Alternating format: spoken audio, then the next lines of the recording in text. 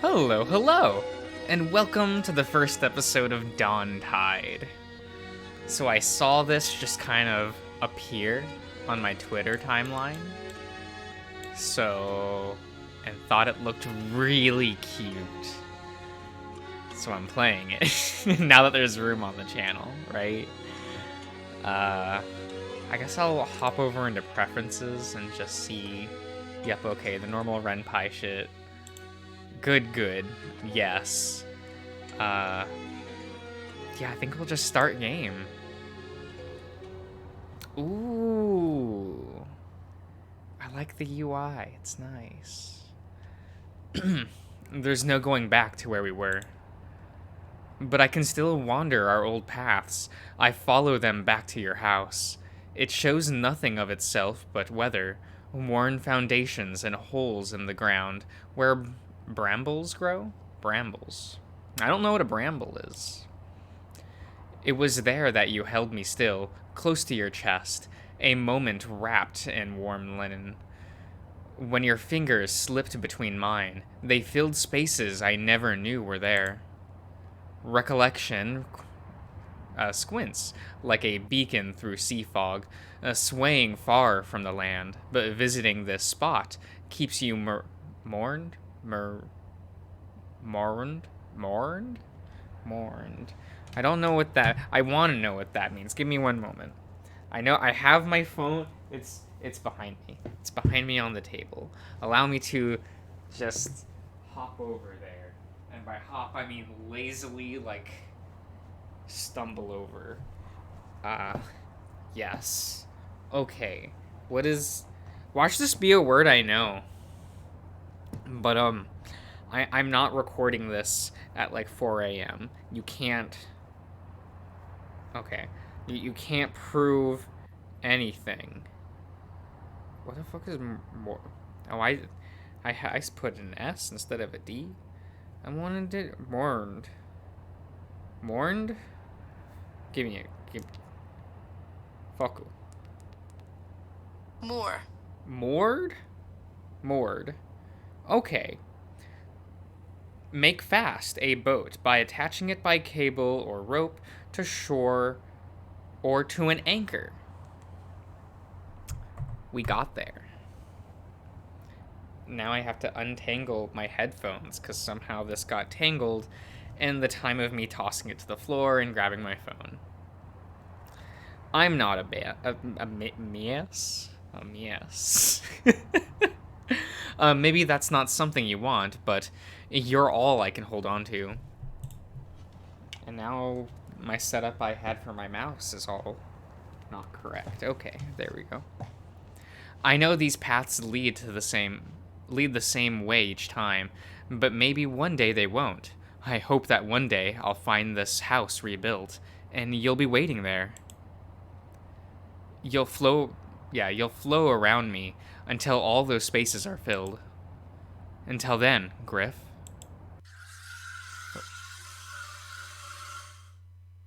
Okay. Then a bit loud in my ear. That's okay. A screaming hiss jolts me from my daydream. I'm still working. I've made lattes so many times in these past few months that I can do it on autopilot. My customer's an early afternoon regular, taps at her phone on the other side of the counter. She comes here on work days, sometimes between 1 and half to take her coffee to go. Oh, that looks a little loud on the levels. Let me lower that just a little bit, you know, just a little bit. It's about as punctual as most people get in Porthwarn. Porthwarn. Yes. After tapping the bubbles out of the phone, I wiggle my wrist, sending wavy ripples into the cup. A wonky Rosette stares back apologetically. Not my best work. I cover it quickly and call to the customer. Latte. The regular takes the cup in hand. With a thanks and half a smile, she makes her usual exit to the empty seat. The lunchtime rush has passed. The rest of my shift will just bring more customers like this one, if any at all. Elbows on the counter, I keep the door in my peripheral in case another customer appears. The muffled sound of laptop keys flutter amongst the strums of music through speakers and around the room. The name of the cafe hangs on a wooden board above a long landscape mirror.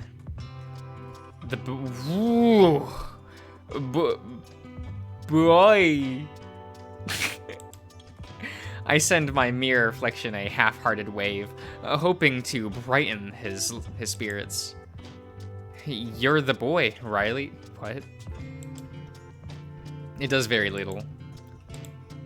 I wonder what they'll think of me now. The mirror self doesn't quite know how to answer. He's likely tired. It's his last shift for the week. I decide to make myself busy in the meantime, cleaning the steam spouts, ensuring the shot baskets are empty and drained. Out of the small window at the back of the room, the lopsided hulls of small boats breathe gently on the low water. I'm reminded that working in the aroma of fresh ground coffee beans is a comparative luxury on days like this.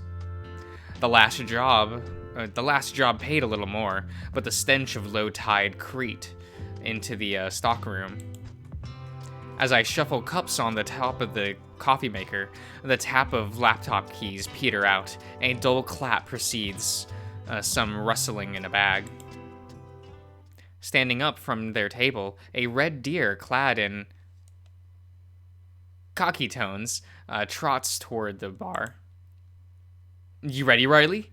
Thought you got off at 1:15. Half past. Oh, right. Hazel's in the staff room. She'll be out in a bit. Fair enough. She rests an elbow on the counter and tries to make it not look too obvious that she's eyeing my phone, or her phone. Yes. So excited? Yeah, kinda. I don't know. It's weird. Billy and Ronzo have been doing their own thing for so long now. It's going to be a bit strange. It'll be a bit different, sure. But that's good. It's been long enough. Things should be different. I loosen the cord on my fourth stained apron. Froth strained, not fourth. Whoa, okay, we do it. And turn my head around the room. I guess so, yeah. You still worried about the cafe thing? I don't know. It feels weird knowing they've been out of the country, and I'm just, Me and Joe are still here, aren't we? Yeah, but you've got your proper job.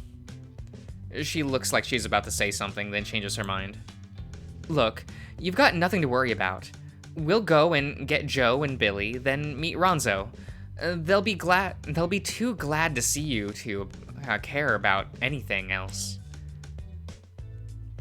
I feel more a smile form on my face. You're doing good, Rye. We probably should get moving, though. Billy's train gets in at 1:45. I place my folded apron on the counter. The clock on the cashier register says 14:29. Let me math real quick. That's 2:30, right? Right, like 2 p.m. Well, let's hope that's right. Right. I'll go check on Hazel. Apron in hand, I pace between the tables towards the back room. I catch another glimpse of those boats in the shallow water before opening the door to our room where the air is thick with dishwasher steam. Hazel, you're up. It's a steep walk up to the station, a thin, straight road with shops on either side, most of which have flats above them.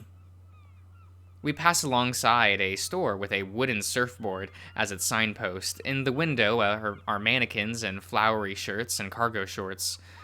To the right is the door to our usual place. Sal lowers the blocky brick phone she has in hand. Still nothing from Billy.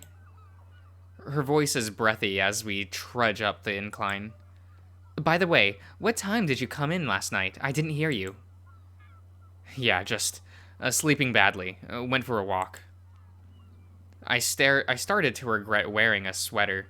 My shirt has formed damp spot plate paths. Okay. That stroke me with chills whenever the wind blows through the yarn. Bad dreams? No, it's just hard to sleep. You out walking again then? Yeah. A few cars pass by us on the thin streets, their engines cutting through the slushing sways of new leaves, and the gulls wheeling above. Today should get you. It should get you worn out. Once at the top, it's a comparatively easy walk downhill, and we're able to catch our breaths.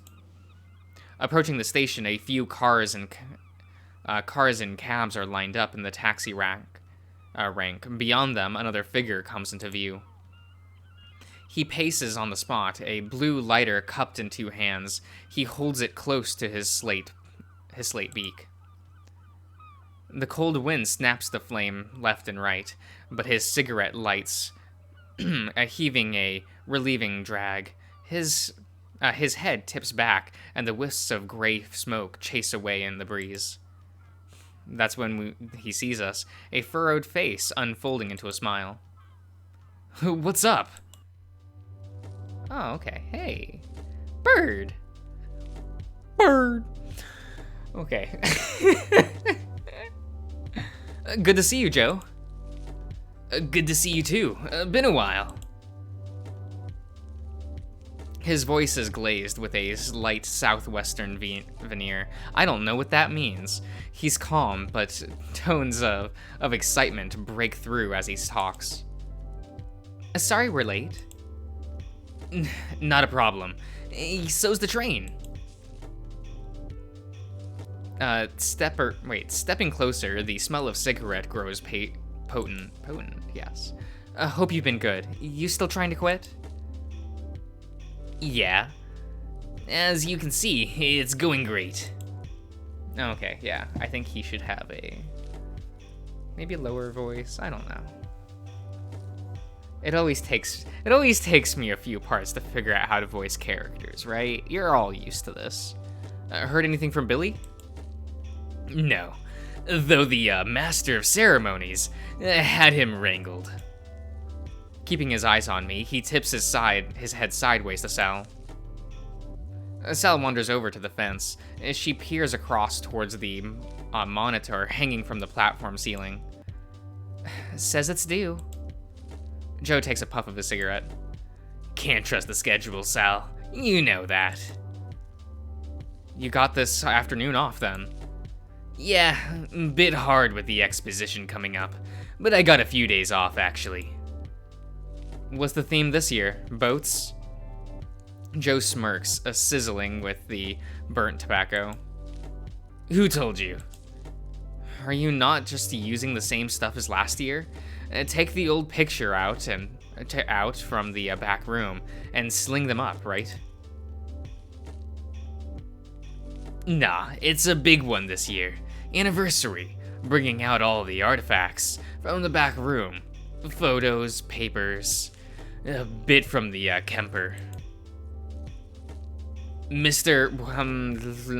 Penn even got one of the old lifeboats reconstructed. Sounds like a lot of work. Yeah, mostly paperwork for me. Some people visit annually, so it's gotta be good. He tweezes a couple of small, pale feathers from under his chin. Don't worry too much about it. If you're traveling in each year, they're probably happy enough to see the boat. They're like train spotters, aren't they? It's coming. The alarm of descending barriers ring out and the faint sound of steel wheels scratching across the beams. Bends? Wait, bends, yeah. Speaking of, Joe, Sal, and I walk around to the station entrance, a small brick building fitted with sliding glass doors for the brush of modernity. Sal is fiddling with her phone again. The train slides to a halt at the platform, though the number of carriages exceeds its limit. Above the barriers are glossy pictures of beaches and meadows, advertisements for the sights of the country. Around the country. Most alighting here stay on the platform, likely waiting for another train to whisk them away to somewhere scenic. Some passengers start to file through the gates. We keep our eyes peeled for a Lapin figure.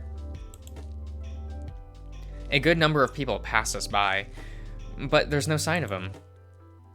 Maybe he's in first. It's right at the back. I guess. Fuck's sake. We both turn to see Sal, glaring down at her phone. He missed the train. What? And he didn't message before? That's what I said. Sal scanned the screen, spitting out a sharp sigh of exasperation. She reads aloud. Was out of bat. Had to charge it when I got it on the next one. Unbelievable. She spurts over to the fence and cranes her neck towards the platform. Next one's not for 45 minutes. I'm not sticking around for that. Me either. I'm telling him to meet us at the pub. This seems to perk Joe's plumage. Better in than out in this weather. A chill wind nips at the back of my neck. Can't argue with that. Since Billy's late, we should meet Ronzo properly at the dock. Ronzo properly at the dock? Okay. Sal takes a moment, pressing her fingers to her forehead as she paces back. Sure, that works. Then we can get the drinks in. Sounds good to me. Let's head down. We head east towards the docks, cutting around the back of the town, following the path to the railway. Midway down, the chug of a freight train grows louder until it passes us, up on the old stone viaduct. Pillars of light scan over Sal and Joe, cast from the gaps in the container's carriages. Looks like that one's late too. Ship's not, though. And Joe raises a bumpy talon and points towards the funnel of a cargo ship, which pokes out above the distant trees, straddled by large cranes. That's one thing, at least. It was on time. You weren't. Oh, I was on time. And Joe says this with pride. It's a turn up for the books. Okay. Sal takes the jibbe with a grin. It's embarrassing. You said it yourself, Sal. Everyone's late. Sal's smile gives in a little as her eyes meet the tops of the trees. I know. It's just been a whole thing to set this all up. And it's going fine. We'll get Ronzo, head to the chariot, and wait for Billy. I'm not going to text him, so he knows we're here. I'm going to text him. Okay. Wait, I thought you were going to surprise him. I'd really rather keep this simple. Come on, he's been following instructions all week. It's been a long time since I've seen Ronzo. He loves a bit of fun, but he can also be quite sensitive. I'm not really sure.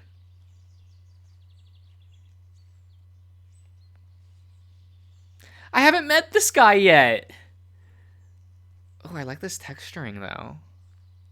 Oh, that's nice. Um,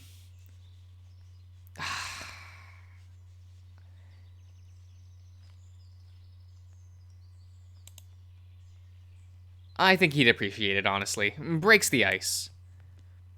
Sal's hand stays in her pockets, dropping what she was holding. Fine. But if we spend half an hour waiting for him, it's on you. Guess we'll see. My sight follows the last train carriage as it truddles ahead towards the dock. How's the job going, Rye? Not bad. Pretty quiet most of the time. A bit boring. Better than stressful, though, right? Yeah, I mean, it's not stressful. Right. I know how you feel. I can sense he's trying not to push any buttons. He soon changes the subject. Do you know where Ronzo set off from? North, North Koyo, I think. Across the pond. Didn't he tell you? Nah, don't really chat that often. That tracks. Ronzo's great, but you do have to push him for a text response. I scrubbed through my messages with him. There's a couple of music links I sent the other day, not read. Then a message wishes him a good trip over, not read. Then there's a brief back and forth around his departure from dock, littered with abbreviations and typos. Wait, no. South Koyo. Koyo. Yeah. Maybe? I don't know. Don't worry about that. He's had his fun in the sun then. It's still nice and bright out, but even between the valley and the viaduct and the tall houses, there's still that bite in the air. Hope he's got it while he could. You think he'll be bundled up in the winter jacket? Oh, excuse me. Oh god, actually. Oh my god, my nose. If I know him, he'll try to look all hard and just wear a t-shirt. That does sound like him. Aw, I thought you were gonna argue so I could bet a pint on it. I'll bet. I offer a handshake, and Joe reciprocates without hesitation. But I'm gonna say a fisherman's jumper with stripes. You're on. Twigs and hard soil crunch underfoot as we continue along the path. Won't be long until we're back on the road. Okay. I think I'll end the part here. Yeah, that sounds fine. I will, I'll see you around, everyone.